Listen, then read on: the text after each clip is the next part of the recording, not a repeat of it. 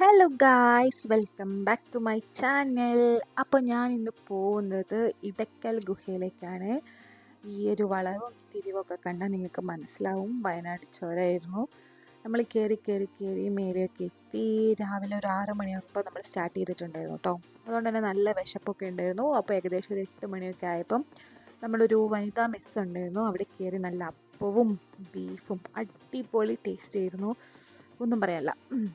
അങ്ങനെ അതൊക്കെ കഴിഞ്ഞ് നമ്മൾ മെല്ലെ വീണ്ടും യാത്ര തുടർന്നു. ഒരു ഏകദേശം 9-9:30 മണിയൊക്കെ ആകുമ്പോഴേക്കും നമ്മൾ അവിടെ എത്തി കേട്ടോ. എൻട്രൻസിൻ്റെ അവിടെ എത്തി. നമുക്ക് പാർക്കിംഗ് 4-ലായിരുന്നു കിട്ടിയിട്ടുണ്ടായിരുന്നത്. അപ്പോൾ വണ്ടിയൊക്കെ പാർക്ക് ചെയ്തു. നമ്മൾ മെല്ലെ കയറി തുടങ്ങി. പോകുന്ന വഴിയൊക്കെ നമുക്ക് ഇഷ്ടം പോലെ ഷോപ്സ് അവൈലബിൾ ആണ്. നമുക്ക് വെള്ളം വാങ്ങിക്കാം.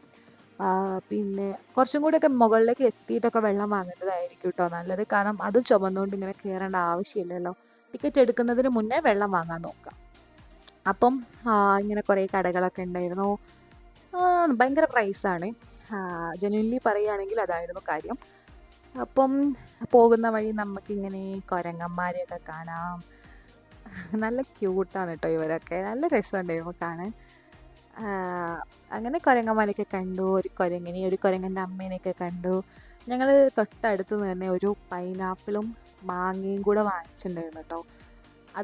ഇത് നിങ്ങൾക്ക് ശ്രദ്ധിച്ച് നോക്കിയാൽ കാണാം. അതിൻ്റെ ഇടയിൽ ഒരു കുരങ്ങൻ വന്നിട്ട് ഒരു 2-3 എണ്ണം എടുത്തുകൊണ്ട് പോയി. അതിൽ വന്നിട്ട് അത് എടുത്തുകൊണ്ട് പോയി. പാവ അമ്മ, അവർ കഷ്ടപ്പെട്ട് എടുത്ത് വെച്ചതൊക്കെയല്ലേ.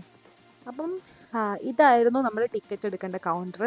ഇവിടെ റേറ്റൊക്കെ അവർ മെൻഷൻ ചെയ്തിട്ടുണ്ട്.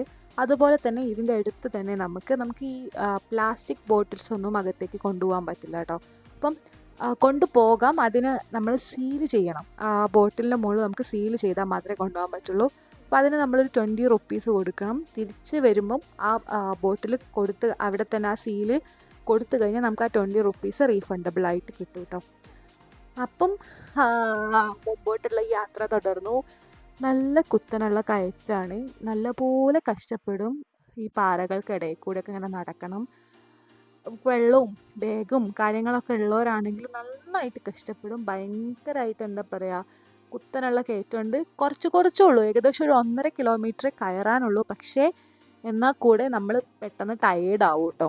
ഞാൻ നന്നായിട്ട് ടയേർഡായിട്ടുണ്ടായിരുന്നു. എന്നെക്കൊണ്ട് നടക്കാൻ വയ്യുന്നുണ്ടായിരുന്നില്ല. അതാണ് ഈ ഊരയ്ക്ക് കൈയൊക്കെ കൊടുത്ത് പോണത്.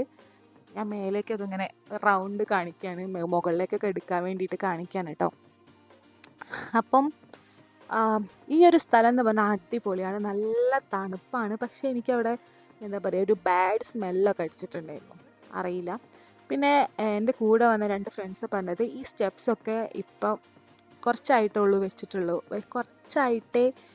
വെച്ചിട്ടുള്ളൂ എന്നാണ്. കാരണം ഇതിന് മുന്നേ നമ്മളിങ്ങനെ പാറകളിൽ കൂടെ മാത്രം ചവിട്ടി പോവലായിരുന്നു. പക്ഷേ ഇപ്പോഴാണ് പോലും ഇതൊക്കെ വെച്ചത്. പണ്ട് പാറ മാത്രമായിരുന്നു.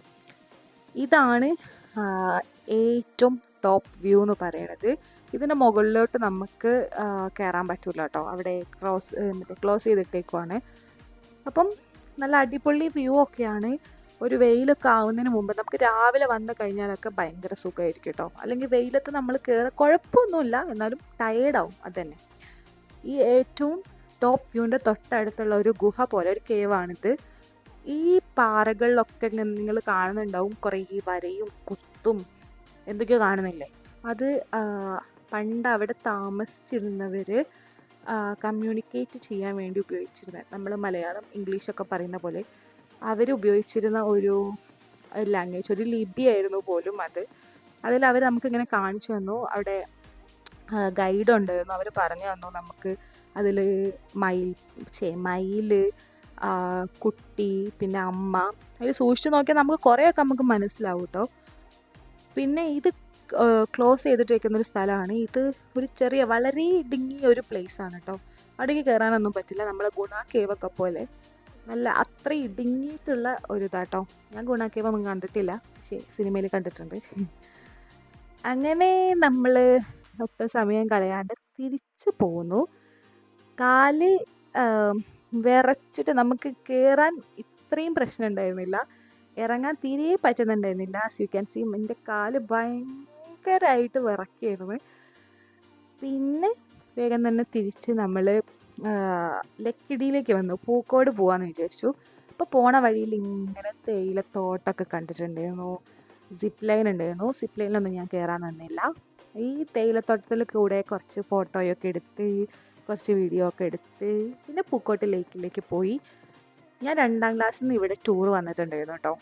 എൻ്റെ ആ ഒരു ഓർമ്മ വെച്ചിട്ട് പൂക്കോടിലേക്ക് വളരെയധികം മോശമായിട്ടാണ് ഇപ്പം നിൽക്കുന്നത്. എനിക്ക് തീരെ ഇഷ്ടമായില്ല. അത് ലേക്ക് എന്നൊക്കെ പറയാൻ പറ്റുമോ എന്ന് എനിക്കറിയില്ല. അത്രയും വൃത്തികേടായിരുന്നു.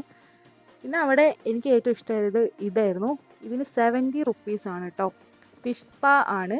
Per person 70 rupees. നമുക്കൊരു 10 മിനിറ്റ്സോളം ചെയ്യാം കേട്ടോ. ഇക്കിളിയുള്ളവർ ഇത് ചെയ്യാൻ പോവാത്തത് നല്ലതായിരിക്കും, കാരണം നമുക്ക് ഇക്കിളിയാവും. അപ്പം ഇതായിരുന്നു ഇന്നത്തെ എൻ്റെ യാത്ര. വയനാട് കുറച്ചൊക്കെ അങ്ങ് എക്സ്പ്ലോർ ചെയ്തു. നല്ല പോലെ ടയേർഡായിരുന്നു. ഒന്ന് എന്താ പറയുക, എഴുന്നേറ്റ് നിൽക്കാനുള്ള ആവതുണ്ടായിരുന്നില്ല. അപ്പം വയനാടിനോടൊക്കെ ടാറ്റ പറഞ്ഞ് പ്രകൃതിനെയും രമണീനെയും ഒക്കെ ആസ്വദിച്ചുകൊണ്ട് ഞാൻ പോയി.